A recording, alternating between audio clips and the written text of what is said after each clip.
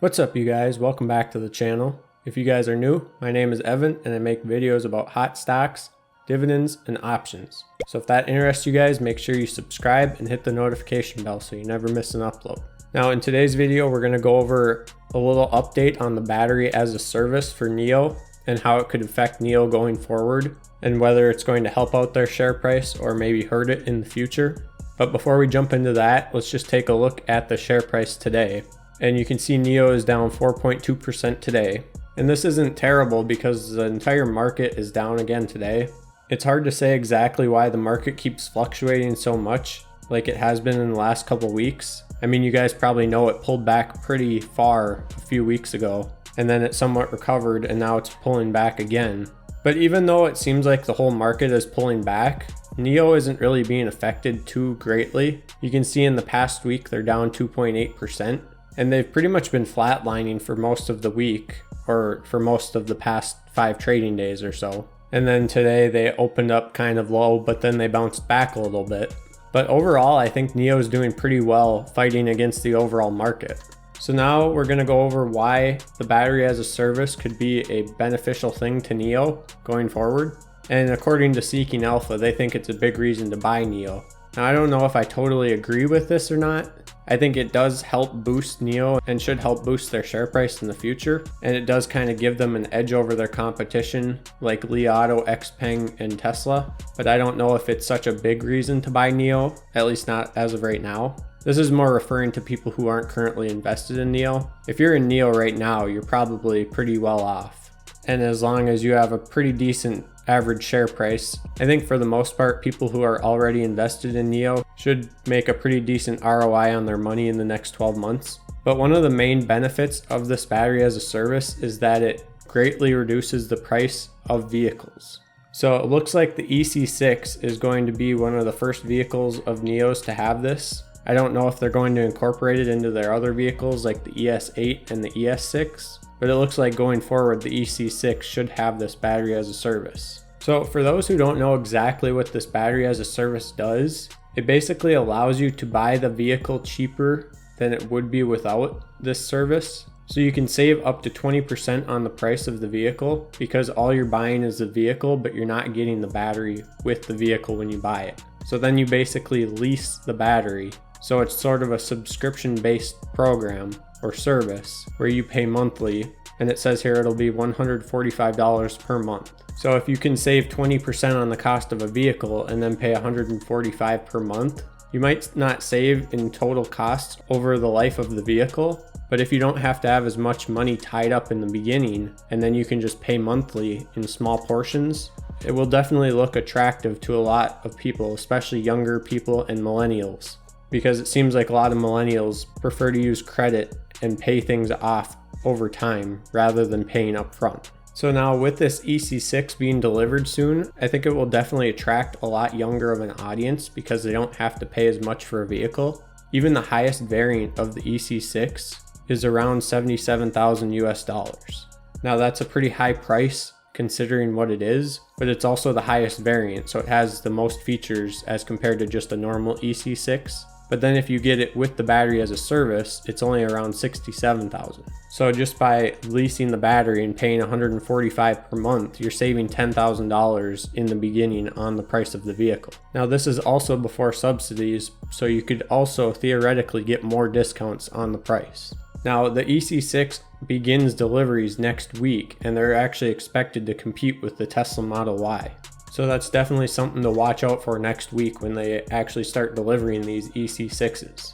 So according to some of the numbers, and depending on how much you drive, if you drive more than the average distance, and this is referring to people in China, but if you drive more than the average citizen in China, the battery as a service becomes economical. But for customers driving less than the average distance, the battery as a service subscription significantly reduces the overall cost of a vehicle. And they say here that this service is a no-brainer if you're a company with fleet vehicles. So if you have many vehicles that you have on the roads for your company, this could be like for a taxi service or police or something like that where you have many vehicles. And here's actually a photo of an ES8 being turned into a police vehicle in China.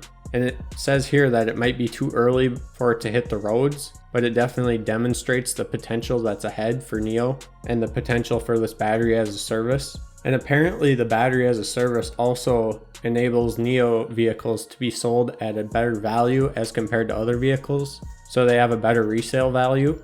So when you compare a normal gas vehicle with an internal combustion engine, they actually have over 2,000 moving parts, but an electric vehicle, they typically contain around 20 or less parts.